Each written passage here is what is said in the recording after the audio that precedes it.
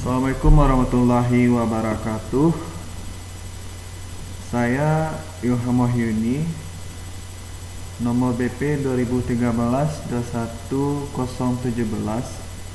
Ini dalam video kali ini mereview tentang hasil pemahaman teori chapter 1 sampai dengan chapter 10. Kita awali mulai dari gambar ini. Ini adalah sebuah gambar yang berupa sistem informasi, dan juga di sini terdapat player, proses, dan trigger yang ada di dalamnya.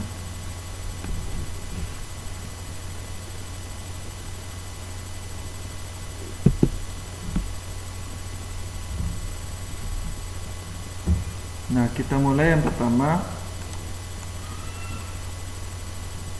Apa itu sistem informasi?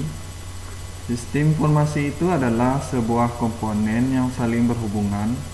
Bagaimana memanage orang, data atau proses dan teknologi informasi sehingga dapat mengumpulkan data, proses, dan output berupa informasi yang diperlukan oleh sebuah organisasi.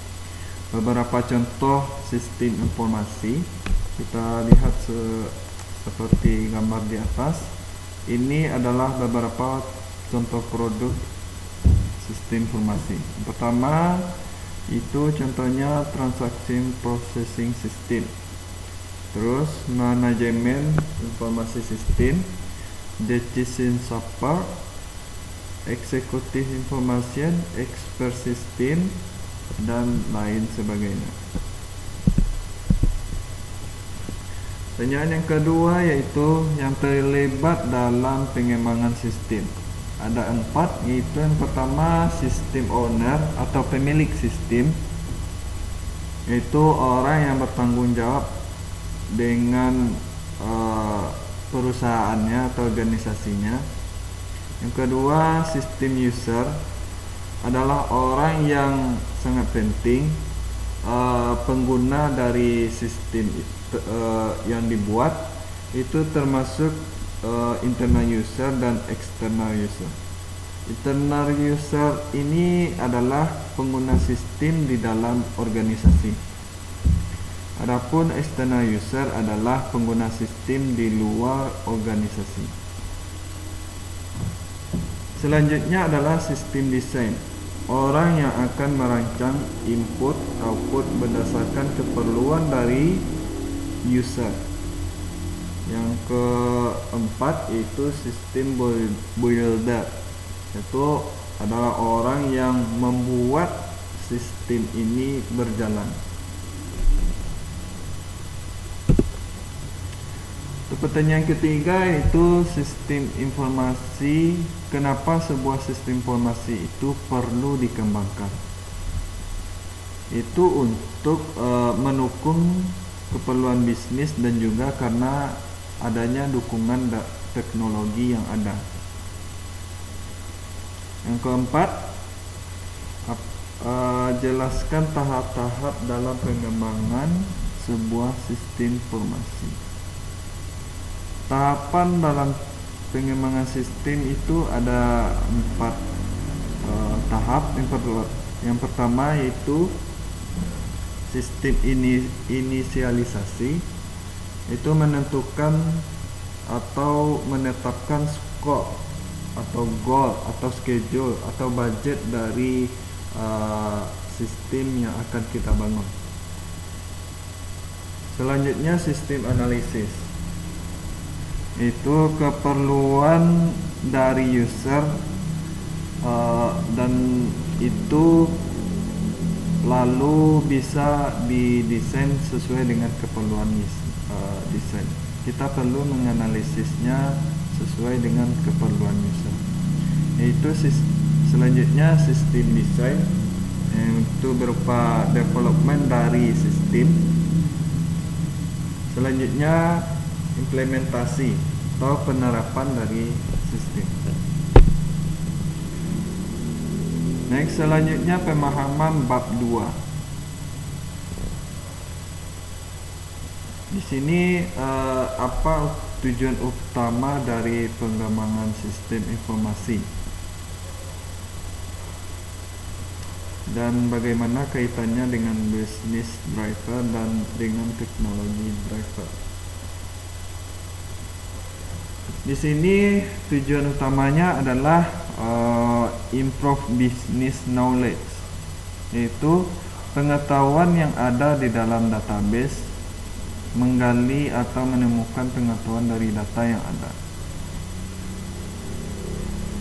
Teknologi driver yang perlu didukung oleh database yang ada seperti data mining dan big data. Yang kedua yaitu tujuannya improve business process agar berjalan dengan baik untuk bisa mencapai visi dan misi organisasi. Yaitu kita juga bisa menggunakan teknologi dengan menggunakan software teknologi. Ketiga, improve communication, yaitu berupa interface yang ada user dengan sistem yang dapat berinteraksi dengan baik.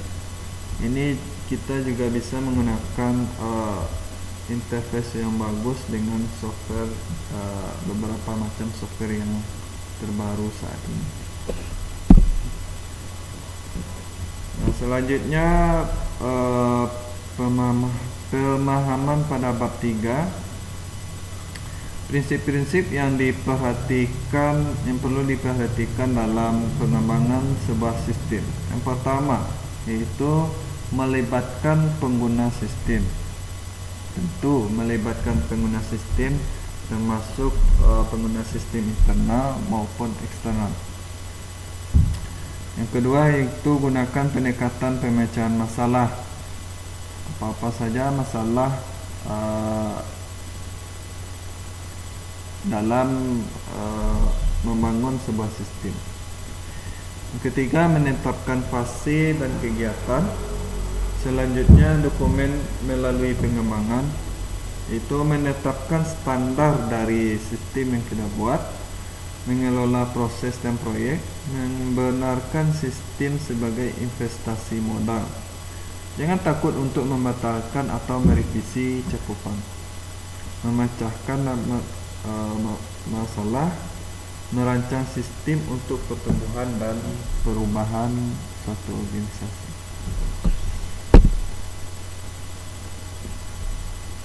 Lanjut, penjelasan mengenai gambar di bawah ini. Di sini pemahaman saya di sini adalah menunjukkan bagaimana tahapan pengembangan sistem tersebut dengan 8 tahapan yang digunakan pada penjelasan materi di bab 3, yang mana berpusat pada dokumentasi yang didapat dari kebutuhan user. Ada 8 tahapan: scope definition, problem analysis, requirement, selanjutnya logical design, decision analysis, basic design, construction dan testing, instalasi dan delivery. Selanjutnya setelah sistem berjalan juga kita bisa melakukan maintenance atau perbaikan dari sistem. Nah, lalu sistem yang telah dibuat telah selesai dan bisa diterapkan pada sebuah community dan user tersebut.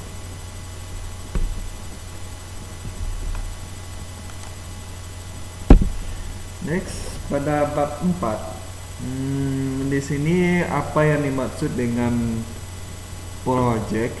Project adalah rangkaian aktivitas yang unik, yang kompleks dan terhubung, yang memiliki satu tujuan atau tujuan yang harus diselesaikan pada waktu tertentu sesuai dengan budget atau anggaran dari sebuah sistem.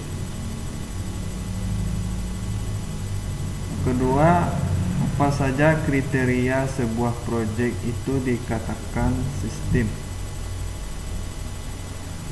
Ada beberapa kriteria. Yang pertama, sistem informasi yang dihasilkan dapat diterima oleh pelanggan. Kedua, sistem yang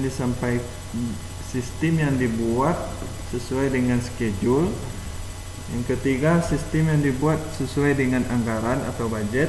Yang keempat, proses pengembangan sistem memiliki dampak minimal pada operasi bisnis yang sedang berlangsung. Ketiga yaitu apa yang menyebabkan sebuah proyek sistem informasi itu dikatakan gagal. Di sini ada beberapa yang menyebabkan sebuah sistem itu gagal. Yang pertama, kegagalan untuk membangun komitmen manajemen atas sebuah proyek. Kurangnya komitmen organisasi terhadap metodologi pengembangan sistem. Mengambil jalan pintas melalui atau di sekitar metodologi pengembangan sistem. Manajemen yang buruk. Kemudian optimisme yang berlebihan. Keterampilan manajemen orang yang tidak memadai. Sumber daya yang tidak mencukupi. Kegagalan dalam mengelola sebuah rencana. Kita lanjut pada bab 6.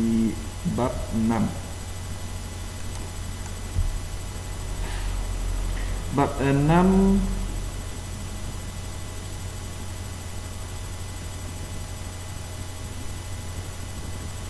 apa yang akan terjadi jika sebuah sistem itu incorrect.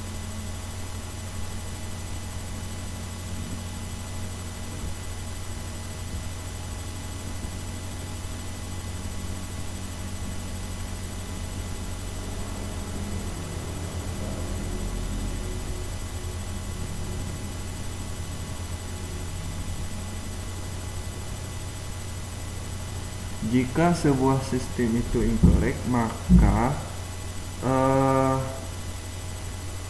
akan terjadi sebuah kegagalan pada sistem yang dibuat.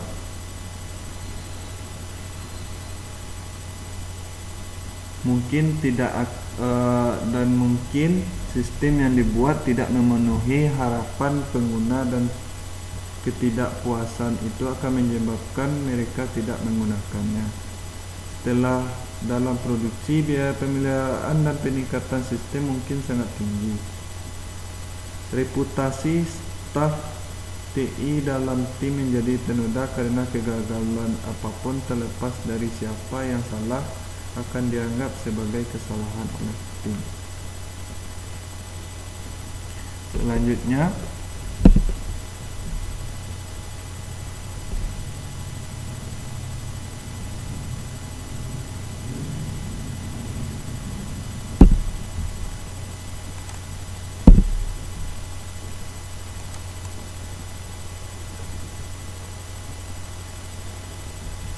beberapa teknik yang bisa digunakan dalam mengumpulkan keperluan dari user agar korek, yaitu yang pertama, pengambilan sampel dari dokumentasi, formulir, dan database yang ada, penelitian dan kunjungan ke lokasi, pengamatan lingkungan kerja, kuesioner, membuat wawancara, membuat prototipe, dan perancangan kebutuhan bersama.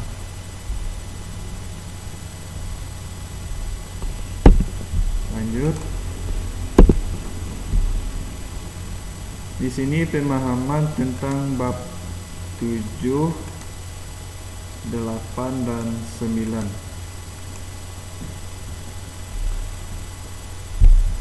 Apa perbedaan yang mendasar dari 3 pemodelan yang dilakukan pada fase logical design?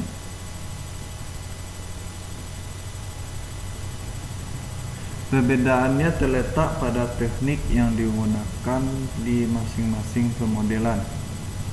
Yang pertama, pada pemodelan sistem menggunakan use case diagram, di mana use case diagram itu adalah diagram yang menggambarkan interaksi antar sistem. Itu termasuk internal sistem atau external sistem dengan user. Pada pemodelan database menggunakan entity relationship diagram atau ERD. Di sini yang dimaksud ERD adalah data model yang menggunakan beberapa notasi untuk menggambarkan data dari entity dan relasi antara satu entity dengan entity yang lain.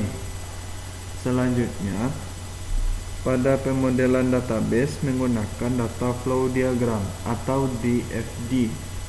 Ini adalah merupakan pemodelan proses yang digunakan untuk menggambarkan aliran data atau flow data dari sebuah sistem dan proses dari sebuah sistem.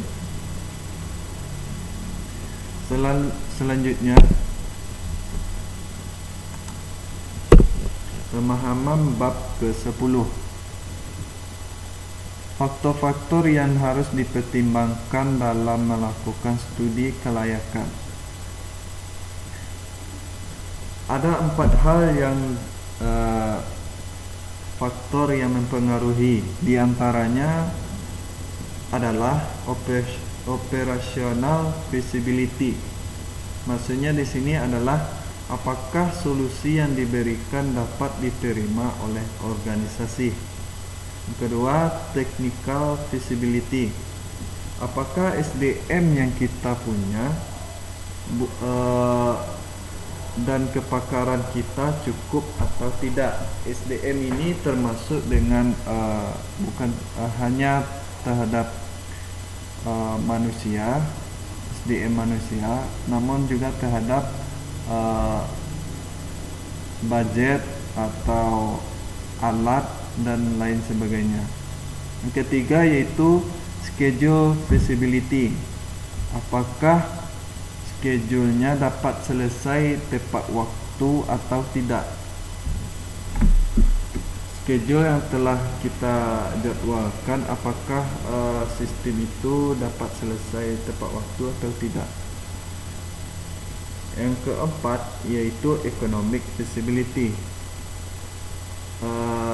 Itu tergantung pada budgetnya tersendiri, apakah budgetnya cukup untuk membuat sistem yang bagus atau hanya sesuai dengan budget itu sendiri dengan sistem yang sesuai. Nah, catatan di sini keempat hal ini harus terpenuhi agar layaknya suatu sistem informasi. Nah, sekian penjelasan, sekian review dari chapter 1 sampai 10 dengan soal yang telah diberikan. Saya akhiri. Assalamualaikum warahmatullahi wabarakatuh.